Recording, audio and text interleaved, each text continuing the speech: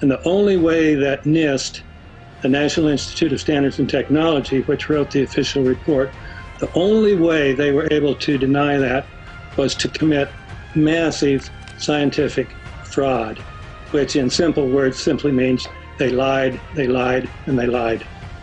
Dr. Griffin, the politician who I'm talking about in Japan, his name is Yukihisa Fujita, and his claims are that 8 of the 19 hijackers are still alive and well, that this was all created by not necessarily terrorists, but people who are trying to benefit off the stock market. How much of this are you buying? How much of this argument are you buying from Mr. Fujita? Or do you believe that it is kind of an inside job, but for other reasons? Well, first of all, we have to be careful about this Washington Post editorial. Fujita himself says that they really distorted what he said.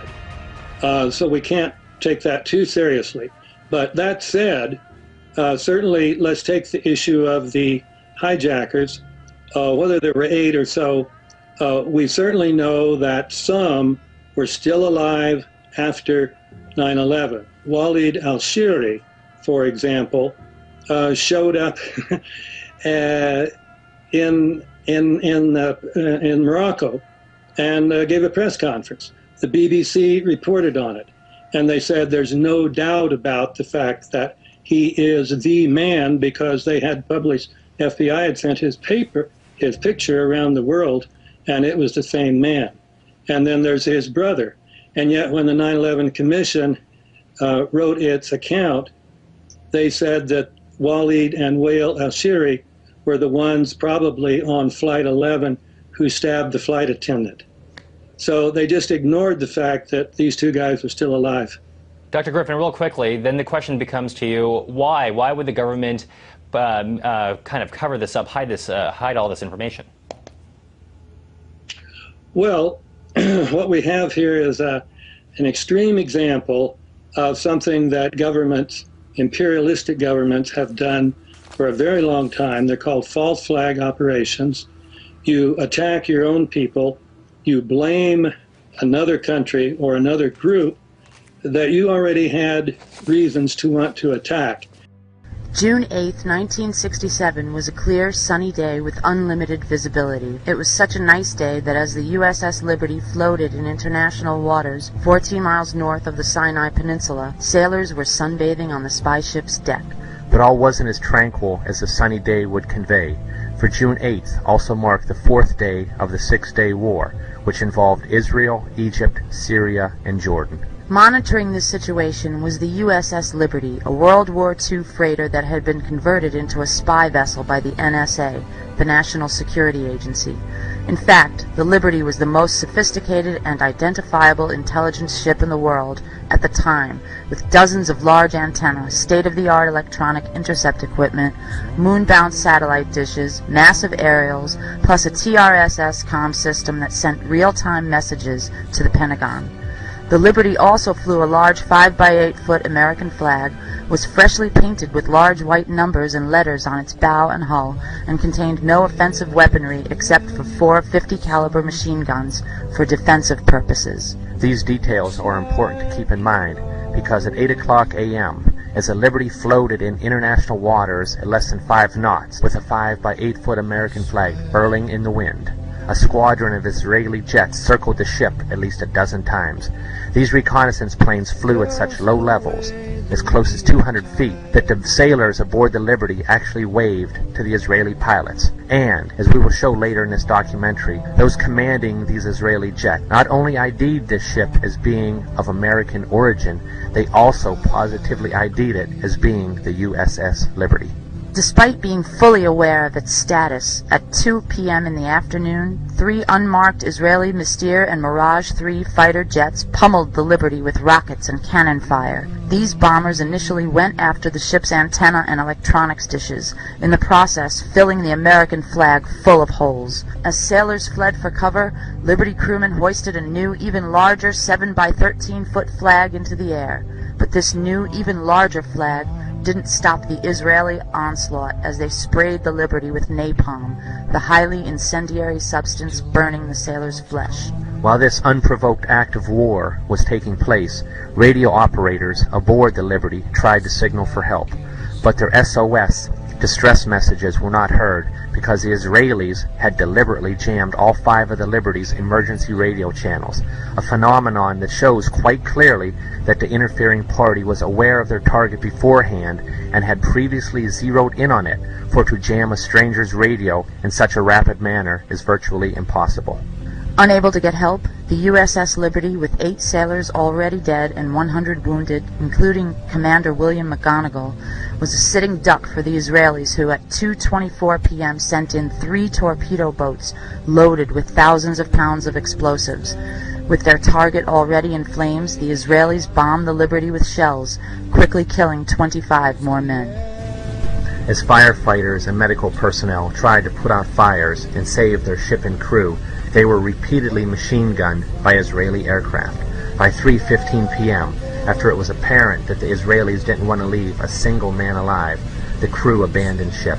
But as the surviving crewmen fled for their lives, Israeli warships at close range sprayed those rafts aboard the ship with gunfire, along with those carrying the wounded that had already been lowered into the water.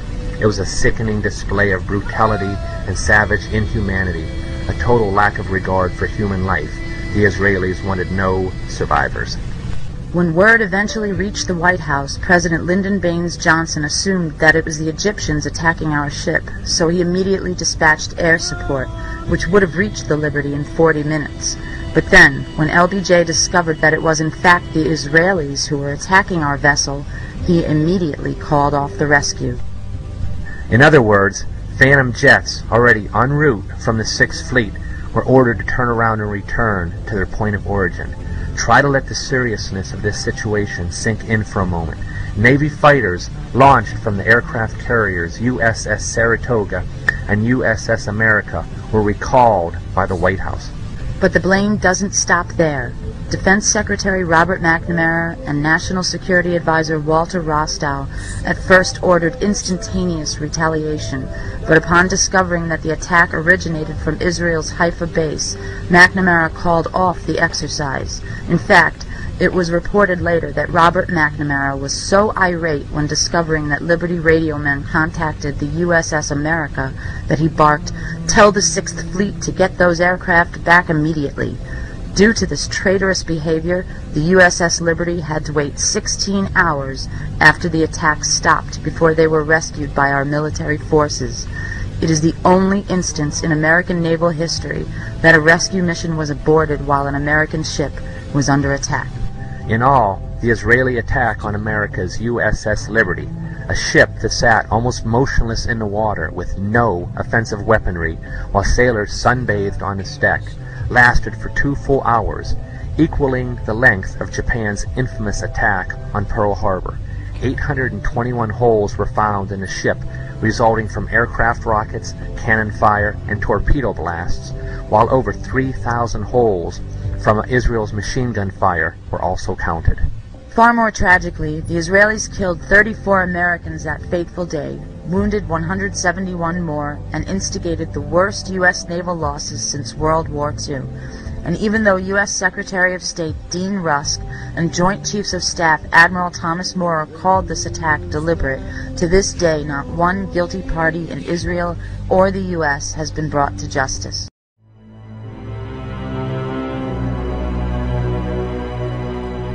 It was widely reported that men had been celebrating the attack after recording the first plane strike. They were not Al-Qaeda, but they were detained. I grabbed my binoculars and I could see the towers from my window. And this is where I'm looking. And all of a sudden, down there, I see this van park. And I see 3 guys on top of the van. And I could see that they were like happy. They didn't look shocked to me. They didn't look shocked. There was a group of Israelis, some of whom later were revealed as Mossad assets, who were arrested after cheering and high-fiving and videotaping the crash of the airplanes into the World Trade Towers. Several other men were detained after a van full of explosives was stopped outside of Manhattan. Earlier, we had heard that an FBI spokesperson said that there was a report on the George Washington Bridge, which is another facility which you folks are responsible for policing, a report that there had been a van stopped there that had explosives. Asked this week about another sprawling investigation and the detention of 60 Israelis since September 11th, the Bush administration treated the questions like hot potatoes. I would just refer you to the Department of Justice with it. I'm not familiar with the report. I'm aware that some Israeli citizens have been detained. With respect to why they are being detained and the other aspects of your question, whether it's because they are in intelligence services or what they were doing, I will defer to the Department of Justice and the FBI to answer that. On March 6, 2002, a draft report from the DEA said it may well be an organized intelligence gathering activity. Despite all of this, all the Israelis were let go without any espionage charges being filed. Fox News anchors Brit Hume and Carl Cameron would do a 4-part investigation into these allegations in December of 2001 and yield stunning results. It has been more than 16 years since a civilian working for the Navy was charged with passing secrets to Israel. Jonathan Pollard pled guilty to conspiracy to commit espionage and is serving a life sentence. At first, Israeli leaders claimed Pollard was part of a rogue operation, but later took responsibility for his work. Now, Fox News has learned some U.S. investigators believe that there are Israelis again very much engaged in spying in and on the U.S. Since September 11th, more than 60 Israelis have been arrested or detained, either under the new Patriot anti-terrorism law or for immigration violations. A handful of active Israeli military were among those detained, according to investigators, who say some of the detainees also failed polygraph questions when asked about alleged surveillance activities against and in the United States. Investigators suspect that the Israelis may have gathered intelligence about the attacks in advance and not shared it. A highly placed investigator said there are, quote, tie-ins, but when asked for details, he flatly refused to describe them, saying, quote, evidence linking these Israelis to 911 is classified. I cannot tell you about evidence that has been gathered. It's classified information. Now, when the FBI investigated, it quickly unraveled to be the largest foreign spy ring ever uncovered inside the United States, the largest. Even the Soviet Union had not been spying on the United States as much as Israel has been doing. So the FBI started to round up these spies. They started to arrest them very quietly, and they were about halfway through this process of rounding up this spy ring when 9/11 happened. Numerous classified documents obtained by Fox News indicate that even prior to September 11th, as many as 140 other Israelis had been detained or arrested in a secretive and sprawling investigation into suspected espionage by Israelis in the United States. Investigators from numerous government agencies are part of a working group that's been compiling evidence since the mid-90s. These documents detail hundreds of incidents in cities and towns across the country that investigators say, quote, may well be an organized intelligence gathering activity. The first part of the investigation focuses on Israelis who say they are art students from the University of Jerusalem and Bezalel Academy. Documents say they, quote, targeted and penetrated military bases, the DEA, FBI, and dozens of other government facilities, and even secret offices and unlisted private homes of law enforcement and intelligence personnel.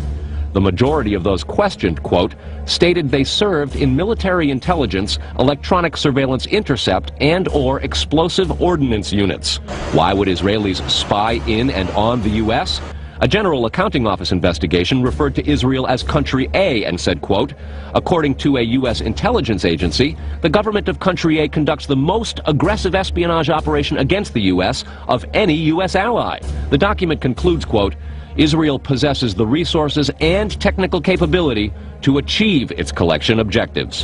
What about this question of advanced knowledge of what was going to happen on 9/11? How clear are investigators that some Israeli agents may have known something? Well, it's very explosive information, obviously, and there's a great deal of evidence that they say they have collected, none of it necessarily conclusive. It's more when they put it all together. A bigger question, they say, is how could they not have known? Almost a direct quote, Brett. It is now apparent that this intelligence ring was inside the U.S., had prior knowledge of 9/11, and had a classified role in 9/11, which officials refused to discuss. It was also able to penetrate U.S. intelligence agencies and secret offices, yet all were released. The men who were detained due to the report they were taping the first plane crash and then celebrating and joking about it actually went on television and admitted it was their job to record the attack.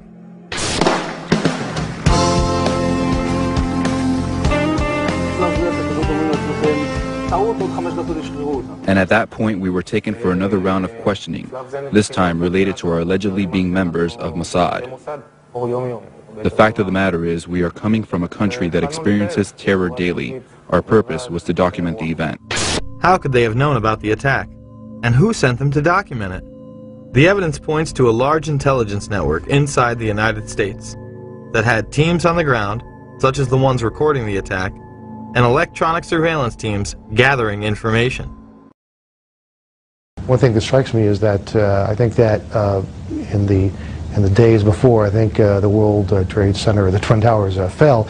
I understand you had daily breakfast meetings with people, I think, in the Windows of the World, the famous restaurant, the World Trade Center. That's correct. But you weren't there for breakfast on the day of September 11th. Why was that? That morning, my wife had made an appointment for me at the dermatologist, who I have to visit with regularity, right? And as I'm dressing to go to the dermatologist that morning, I looked at my wife and said, you know, I've got so much to do downtown. Cancel the dermatologist. I've got to go downtown. She got upset. She said, you can't cancel. You've got to go. Was that Larry Silverstein's luck? It was clearly my luck. This is all below grade of the New Path Terminal. That morning, my wife had made an appointment for me at the dermatologist, who I have to visit with regularity, right? And as I'm dressing to go to the dermatologist that morning, I looked at my wife and said, you know, I've got so much to do downtown. Cancel the dermatologist. I've got to go downtown. She got upset. She said, you can't cancel. You've got to go. Was that Larry Silverstein's luck? It was clearly my luck. It was clearly my luck. It was clearly my luck. It was clearly my luck. It was clearly my luck.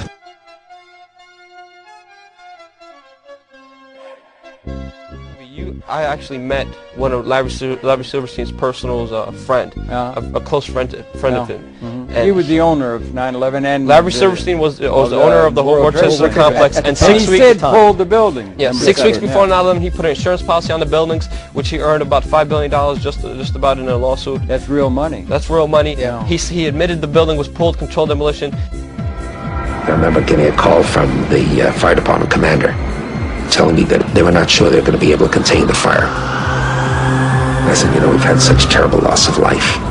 Maybe the smartest thing to do is pull it.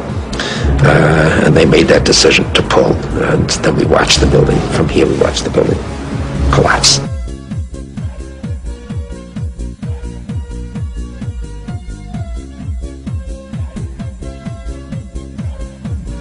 Get a speaker in the rear.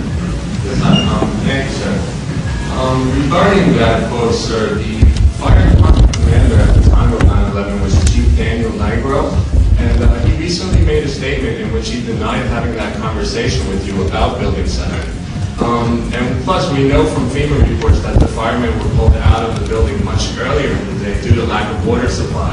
So, sir, could you please get it on the record exactly who was it from the fire department that you spoke to about Building 7 on that day? Thank you. Go on to the next question. An answer. What an answer. Can we get a response, sir? Go on to the next question, please. Okay. 3,000 people died, sir. Can we get an answer, please? And on Building 7, and in the film, we actually talked to one of his close friends, one of his security personnel. He didn't want to go on record, so we put him as anonymous, who said Larry Silverstein was on his way to work on 9/11. Got a call. And he got a phone call telling him not to show up to work. He put it on speaker, telling him not to show up to work. Yeah. Then he called his daughter. Right. His daughter worked in Building 7. Called his daughter. He told his daughter not to show up to Building 7. Right. And him and his daughter both never showed up to work on 9/11. Yeah. And what's really funny about Larry Silverstein, he has breakfast in Windows of the Worlds every morning, every day. That's his usual routine. On 9/11, he never showed up there. You know, and that's what we exposed. And we have his personal friends saying that. It was clearly my luck. It was clearly my luck. It was clearly my luck. It was clearly my luck.